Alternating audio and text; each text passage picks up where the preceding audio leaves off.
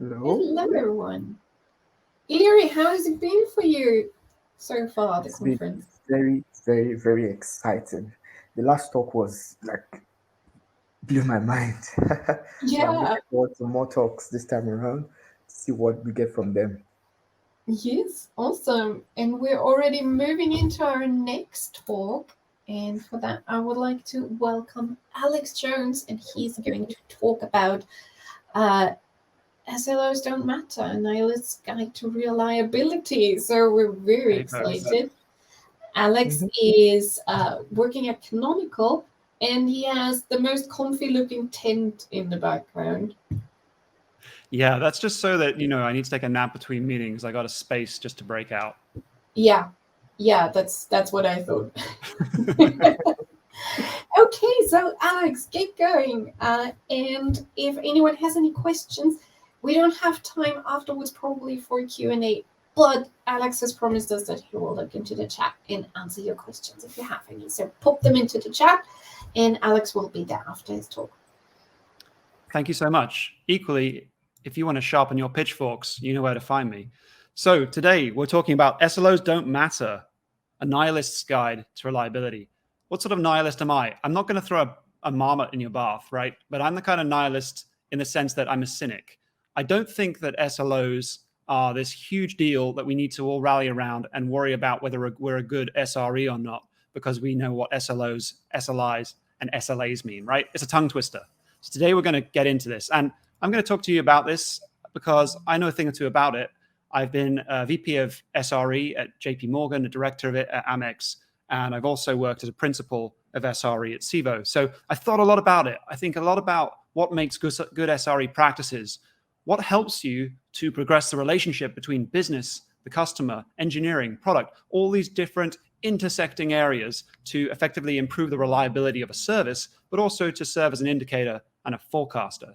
So now what I do is I work at Canonical on the Kubernetes team. I run that team, and we have 2 or 3 primary products, MicroK8s, you might have heard of, Charm K8s, and Ubuntu for Kubernetes. So I'm very much in that same vein of wanting to think about reliability, especially with our orchestration platforms and everything that we're putting out to our field engineers and our customers.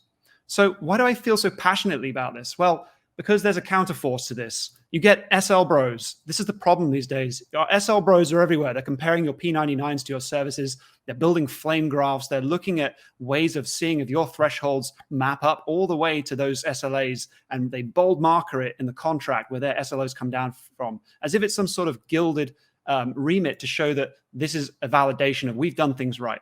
I think that's not the right way to approach reliability. I don't think that having this kind of idea that if it's written down in a contract, that it means that the landscape should abide around it. I think we should take signals the other way, but we'll get into that in a minute. So, right, SLO, I've said it like 15 times already, and that's what infuriates me, is we live in this jungle of acronyms. I mean, the only other thing that infuriates me quite as much as SLO, SLI, and SLA is having to use Jira every day. But, I've made my peace with that.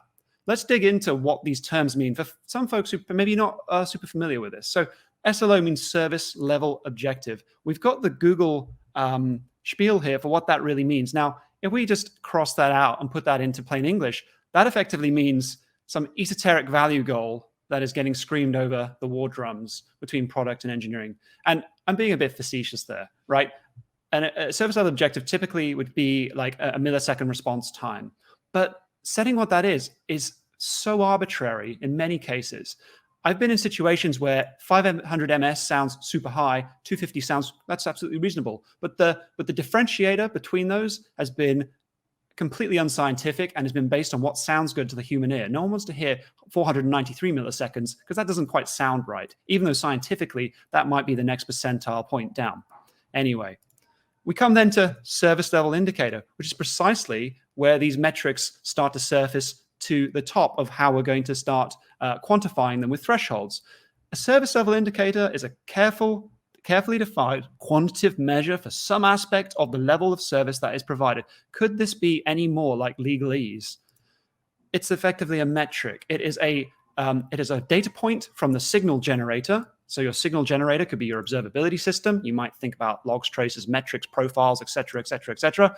But this is essentially saying you have a data point And that data point we want to measure, and we will check that measurement for whether it's inside or outside of a position. And an agreement.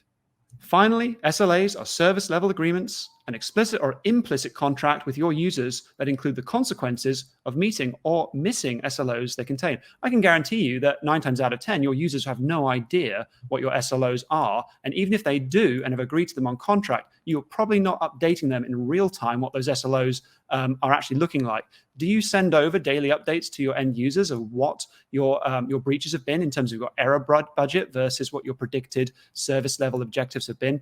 It's unlikely in a lot of cases. Now, I'm not completely disparaging it. There are some good ideas there, but as you can see, this is a really complicated way of saying who's accountable. It's let's take the big fishing hook out and put it onto the person at the top of the tree and say they're the person that is going to be responsible for this. The whole thing just makes my mind boggle at how we built in this layer cake of complexity into SRE. It is a process manufactorum of trying to build in this idea of bridging the customer gap with the engineering, telemetry, observability, and site reliability needs. And I understand where it came from. But what makes me mad about this is that it's confusing people. What makes me mad about this is it becoming a new gate to entry. It's becoming this new barrier to entry that junior SREs just don't understand.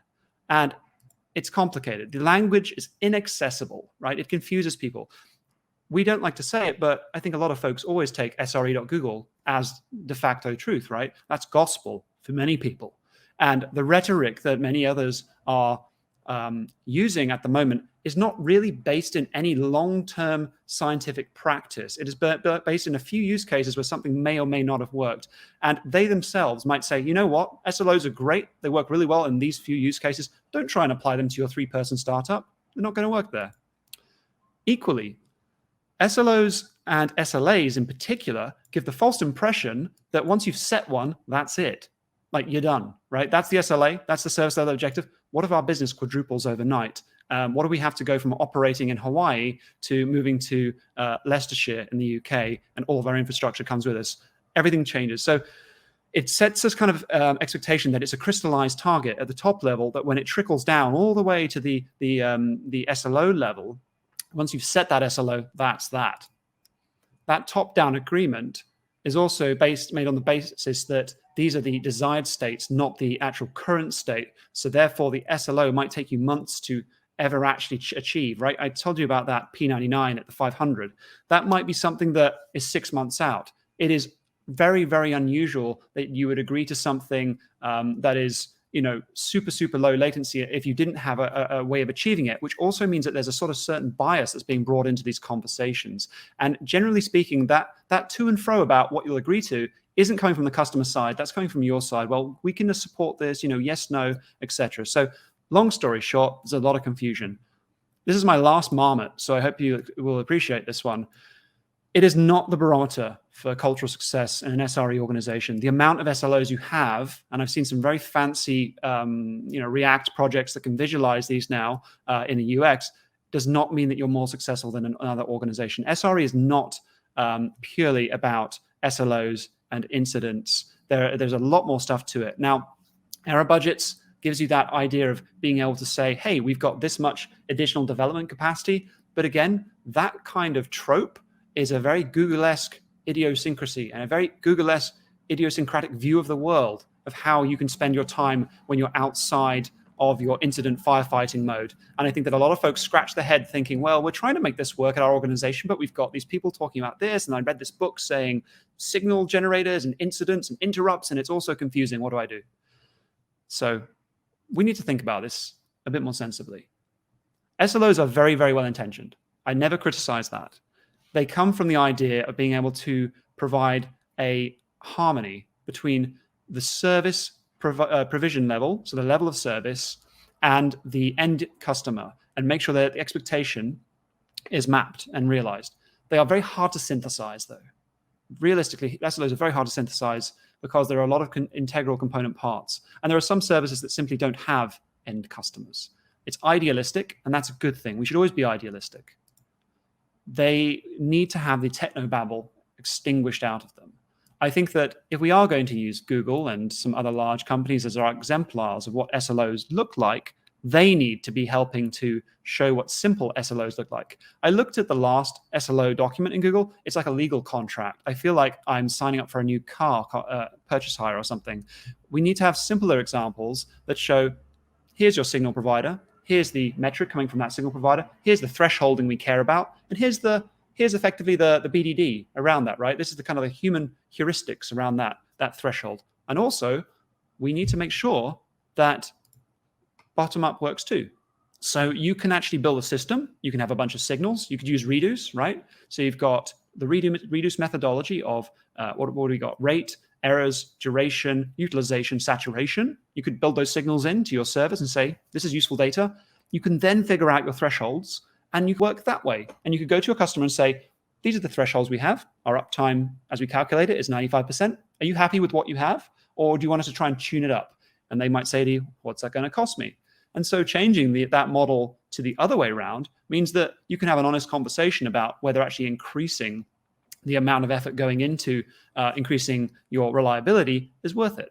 So again, it's not that this top-down approach is ubiquitous, nor is it the only way to do things. And finally, SLOs can be used to inform the SLA.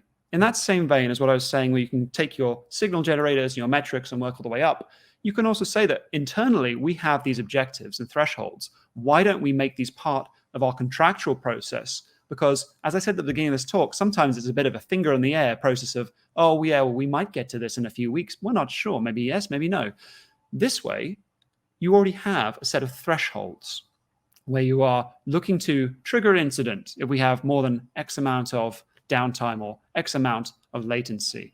This helps you come to the table informed. So inverting the process so you're doing this first, not afterwards. So all in all, my take on this is that SLOs are a very well-intentioned set of principles and process that can be used in many organizations successfully. But at the same time, don't get too head up if you are in a smaller organization, a single SRE, or even someone in a huge organization that just doesn't know where to start, because it is confusing. The language around it is confusing. And it's not super simple for people to really understand where they're getting started. That's me on SLOs. So I hope you enjoyed it. Thank you so much.